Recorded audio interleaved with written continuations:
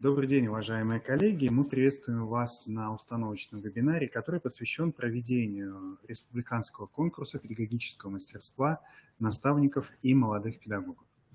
Данный конкурс мы проводили в прошлом году и, имея положительный, собственно, опыт его проведения, непосредственно приняли решение о проведении и в 2022 году. Наш сегодняшний вебинар будет посвящен как раз рассмотрению процедуры проведения данного конкурса, сроков, структуры конкурсных испытаний, а также тех требований, которые предъявляются на каждом конкурсном этапе. Проведение данного конкурса регламентировано рядом документов, которые представлены на данном слайде. И нужно отметить, что, конечно же, это реализация регионального проекта «Современная школа». Это реализация программы по совершенствованию механизмов управления качеством образования Республики Коми, принятой до 2023 года. Это приказ Министерства образования, регламентирующий, собственно, внедрение целевой модели наставничества в образовательных организациях Республики Коми, не только, то есть на всей территории Республики Коми. Ну и, конечно же, это региональный проект, собственно, оператором которого выступает институт.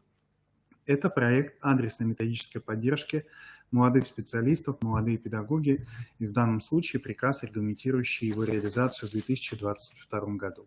Как и любое конкурсное состязание, мы преследуем определенные цели и задачи, и здесь на этом слайде представлена еще информация об участниках этого конкурса. Конкурс проводится в целях повышения социальной активности и раскрытия потенциала молодых педагогов и их наставников, а также с целью развития и укрепления профессиональных связей, обмен научно-методическим опытом между представителями образовательных организаций Республики Коми. К сожалению, в прошлом году мы провели данный конкурс не в очном формате, а в онлайн-формате, поэтому некоторых целей мы, конечно же, не достигли, но надеемся, что в общем-то, у нас это получится сделать в этом году в рамках очных мероприятий, которые запланированы на базе института. Также конкурс решает ряд задач. Мне хотелось бы обратить ваше внимание на участников этого конкурсного мероприятия. Конкурс представляет собой педагогическое состязание команд педагогов, и номинальное количество участников в команде – это 2 человека, то есть молодой педагог и наставник. При этом нужно отметить, что как педагог-наставник, так и молодой педагог могут представлять образовательные организации, относящиеся к разным организационно-правовым непосредственно формам. Основные условия обозначены в нижнем абзаце. Это означает, что молодой педагог должен быть возрастом до 35 лет. В данном случае он может быть, собственно, участником самых разных моделей наставничества, например, реверсивного наставничества и так далее. Но здесь таких точных в данном случае указаний именно по какой модели наставничества осуществляется данный конкурс, вы не увидите. Итак, участниками конкурса являются молодые педагоги до 35 лет образовательных организаций Республики Коми. И здесь возможные, так скажем, варианты должностей указаны. Это учителя, это и воспитатели, это и педагоги дополнительного образования, это и преподаватели профессиональных образовательных организаций Республики, а также наставники, то есть непосредственно осуществляющие сопровождение молодых педагогов, либо участвующих в программах наставничества, например, в несколько иных моделей. Например, как я уже отмечал, реверсивное наставничество и так далее. Нужно отметить, что в конкурсе не смогут принять участие победители и призеры конкурса 2021 года. Поэтому оргкомитет в данном случае при анализе поступающих заявок должен будет проанализировать и этот момент. Как правило, достаточно важны в данном случае сроки проведения конкурса.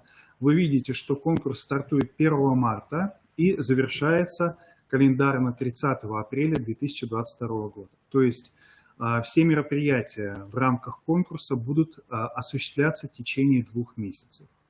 Обратим внимание на эти этапы. Итак, с 1 по 20 марта 2022 года будет производиться регистрация участников. Регистрация участников предполагает информирование непосредственно о составе команды и, соответственно, заполнение регистрационной формы по ссылке, которую вы увидите на следующем слайде, наставникам и молодым педагогам. Информация, которая собирается в данном случае, является, по сути, формальной, связанная с получением информации о фамилии, имя, отчество каждого из участников, это должность, это место работы и так далее. В связи с этим нужно обратить внимание, что все участники, то есть все молодые педагоги и наставники, должны будут оформить непосредственно согласие на обработку персональных данных, непосредственно проект которого будет доступен уже после нашего вебинара. Дальше. С 21 марта по 3 апреля 2022 года начинается заочный тур. С 4 апреля по 17 апреля 2022 года это экспертиза конкурсных работ заочного тура. И здесь нужно отметить, что будет определяться состав участников очного тура. О том, как это будет сделано, я расскажу несколько позднее. Ну и завершается в данном случае этот конкурс с 25 по 30 апреля 2022 года. Очный тур, подведение итогов конкурса и так далее, определение победителей, призеров и прочее. Институтом предусматривается в данном случае уже конкретная дата, она ориентировочная, и она не будет, так скажем, выбрана в конце недели. Мы понимаем, что далее это будут майские праздники и так далее.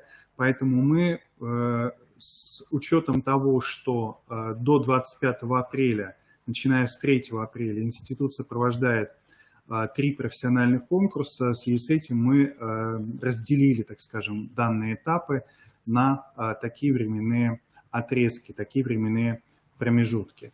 Потенциально очный этап состоится 26 апреля, но об этом мы обязательно сообщим уже при констатации участников очного тура. И обязательно предупредим всех участников. Итак, общие сроки на данном слайде опять же продемонстрированы, то есть с 1 марта по 30 апреля 2022 года в 2 этапа, заочный и очный. Обращаем ваше внимание, что очный этап может быть организован в онлайн-режиме, о чем предварительно будет сообщено его участникам. Так же, как и в прошлом году, за оргкомитетом закреплено возможность, собственно, определения формата проведения очного тура, а также закреплено внесение изменений в формат проведения конкурсных испытаний в данном случае, как это было сделано в прошлом году в связи с учетом эпидобстановки. Но надеемся, что никаких серьезных, так скажем, условий не повлияет на проведение очного этапа и все сложится. Итак, вы видите на данном слайде как раз вот ту ссылку, по которой необходимо до 20 марта 2022 года зарегистрироваться молодым педагогам и их наставникам. Я думаю, что время до 20 марта будет достаточно для того, чтобы принять решение об участии в данном конкурсе. Но я объясню еще, почему нам так важно в данном случае провести данную регистрацию. Во-первых, нужно отметить, что у нас несколько конкурсных испытаний предусматривается на каждом этапе конкурса. Вы видите на этом слайде обозначено, заочный этап включает 3 конкурсных испытания. Первое конкурсное испытание называется «Есть идея», второе «Must have» или в данном случае «Психология наставничества», и третье конкурсное испытание – это «Кейс», проводится в заочном режиме и, подчеркиваю еще раз, в заявительном порядке. То есть оргкомитет конкурса будет работать непосредственно только с теми участниками, которые до 20 марта 2022 года пройдут регистрацию и непосредственно изъявят желание стать участниками данного конкурса. Итак, после регистрации нужно отметить, что материалы кейса будут направлены как раз после 20 марта, для того, чтобы оставшееся время, то есть с 21 марта по 3 апреля, по сути, выполнить данное конкурсное задание и по 3 апреля включительно непосредственно направить решение, собственно, данного кейса. Материалы заочного этапа конкурса, о которых речь пойдет несколько позднее, а также, обращаю ваше внимание, согласие на обработку персональных данных, подписанные, сканированные и так далее, каждым участникам команды, то есть и молодым педагогам, и наставникам, предоставляется по 3 апреля 2022 года включительно на электронные адреса оператора конкурса.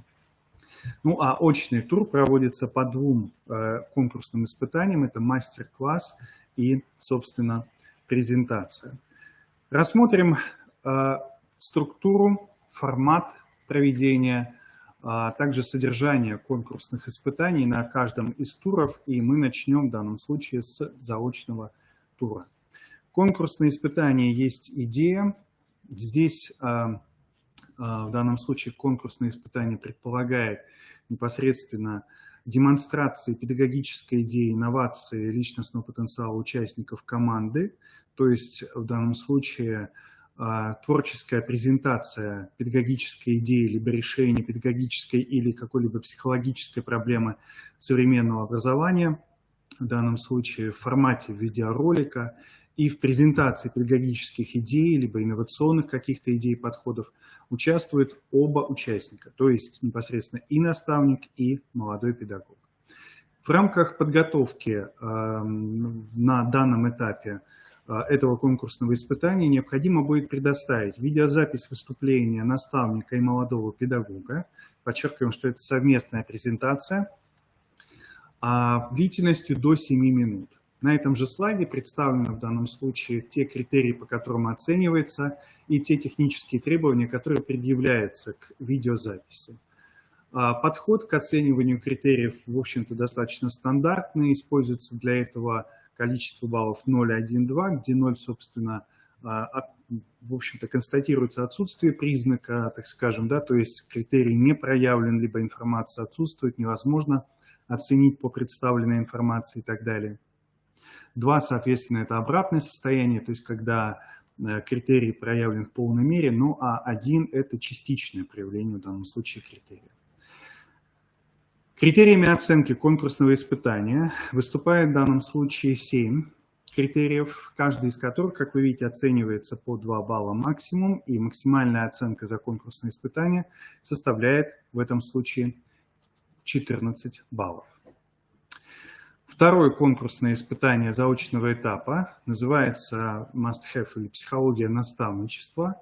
Целью данного конкурсного испытания заключается в следующем. Это демонстрация системы психологических знаний, используемой при решении задач наставничества в визуальной форме.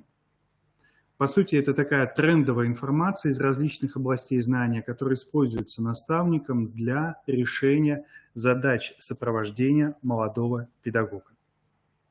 Какой формат предусматривается? То есть это такое некое рекламное представление команды-участницы в визуальной форме, либо карты, либо чек-листа знаний, умений, понятий из области психологии, причем самых разнообразных, на каждый день, которые делают команду участников, в данном случае, эффективной с точки зрения достижения результатов наставничества. То есть здесь могут быть представлены, да, какие-то списочные положения, допустим, да, свидетельствующие о тех условиях, которые позволяют команде достигнуть высоких результатов, если так можно сказать и назвать, в рамках взаимодействия внутри пары, то есть между наставником, молодым педагогом и так далее. Это могут быть параметры, компоненты, критерии, задачи и так далее, структурированные особым образом с целью достижения поставленных задач. По сути, здесь используются разные графические редакторы, например, Canva и так далее, которые позволяют в одном, так скажем, да, каком-то изобразительном пространстве представить данные, собственно, систему психологических знаний не только, которая позволяет быть команде в этом отношении эффективной. Порядок оценивания тот же, и для оценки в данном случае этого конкурсного испытания будет использоваться 3 критерия. Это корректность использования понятий и терминов, и, конечно же, нам важно понимать, насколько данные положения, которые будут представлены графическим образом и используемые в работе, например, наставнической пары и так далее, позволяет нам, так скажем, достичь, да, или достигать тех результатов, которые мы ставим в рамках сопровождения молодых специалистов и так далее. Второй критерий – это, конечно же, полезность представленной информации для наставников образовательных организаций. Это, конечно же, отчасти, простите, связано с широтой использования представляемых непосредственно сведений и так далее, либо каких-то условий, либо непосредственно каких-то знаний и прочее. И далее это, конечно же, качество визуализации. Поэтому мы вас ориентируем, конечно же, на использование графических редакторов для того, чтобы вы могли в данном случае представить уже эту систему. Следующее конкурсное испытание на заочном туре – это конкурсное испытание кейс. Оно является достаточно традиционным, то есть когда фактически, мы с вами уже говорили, завершится регистрация 20 марта, и после 20 марта, то есть 21 числа, мы направим всем зарегистрированным непосредственно командам содержание данного кейса и будем ожидать непосредственно его уже решения до 3 апреля, когда наступит дедлайн по представлению всех материалов заочного этапа, в том числе и непосредственно по информации по согласию по обработке персональных данных.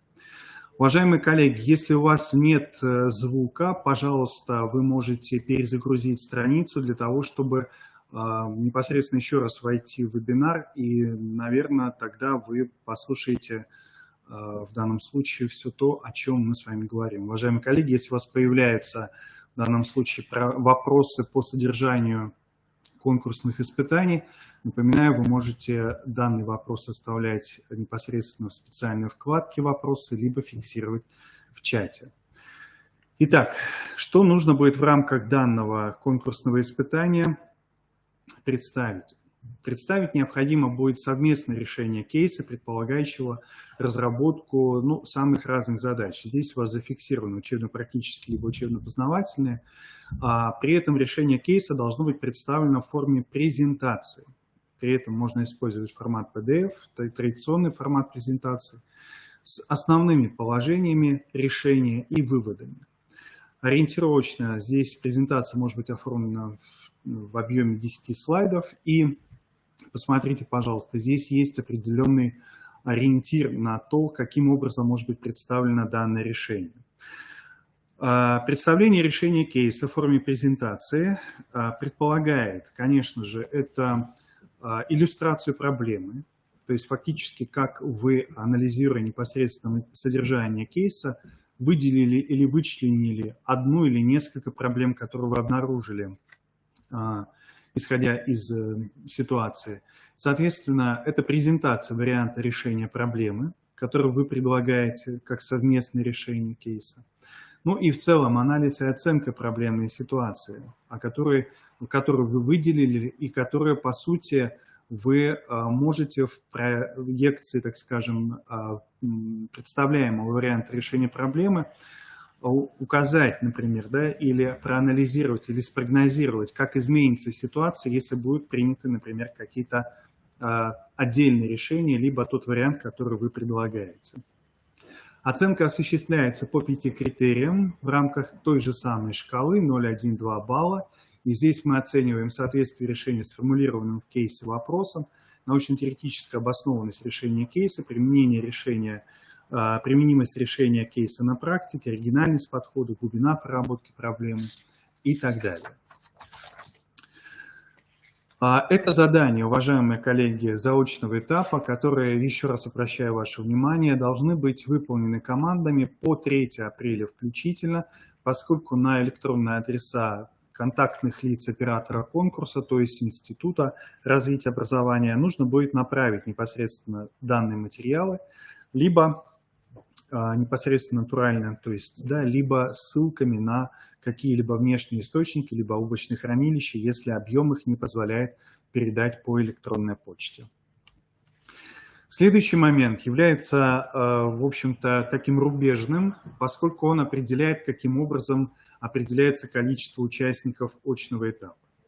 Жюри осуществляет экспертную оценку конкурсных материалов участников заочного этапа конкурса в соответствии с утвержденными критериями, и по результатам оценки представленных участниками материалов определяется сумма баллов каждой команды и составляется общий рейтинг участников по каждой номинации отдельно.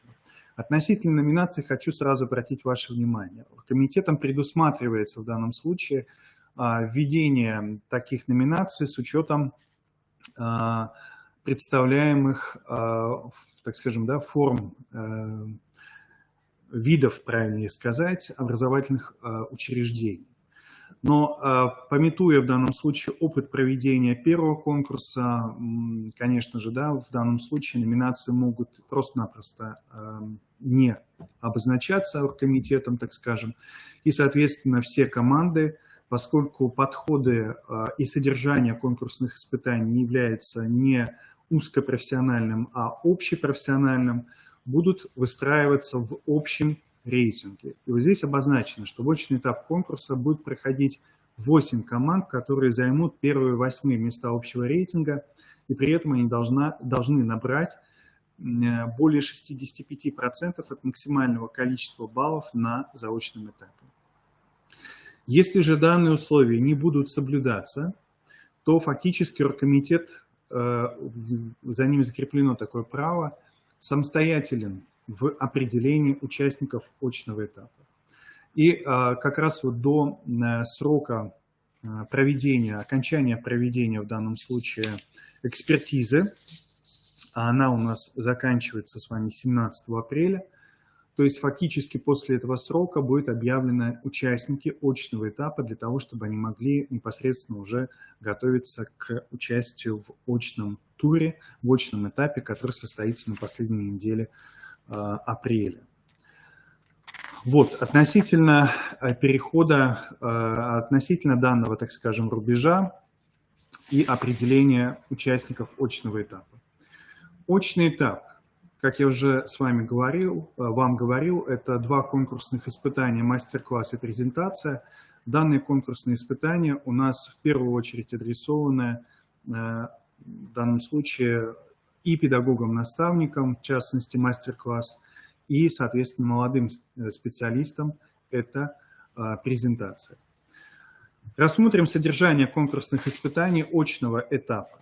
Итак, цель – это демонстрация профессионального педагогического мастерства, в данном случае наставникам. Здесь организуется активное педагогическое общение, взаимодействие педагогов, участников мастер-класса по применению на практике педагогических приемов, по сопровождению, в данном случае, непосредственно молодого педагога. Обращаю ваше внимание, что здесь на презентацию у нас закралась небольшая ошибка. В данном случае это конкурсное испытание проводит только наставник. И педагог-наставник демонстрирует методические приемы работы с молодым педагогом, которые используются им при передаче конкретного опыта организации образовательного процесса и не только. Девизом мастер-класса выступает следующее: «Знаю сам и научу другого». Формат проведения до 20 минут и ответы на вопросы членов жюри до 10 минут. Оценивается по 7 критериям, и с помощью той же самой шкалы вы видите на данном слайде, какие критерии оценки для этого используются. Данные критерии достаточно широко используются как раз вот именно при оценке данного конкурсного испытания и в других профессиональных конкурсах.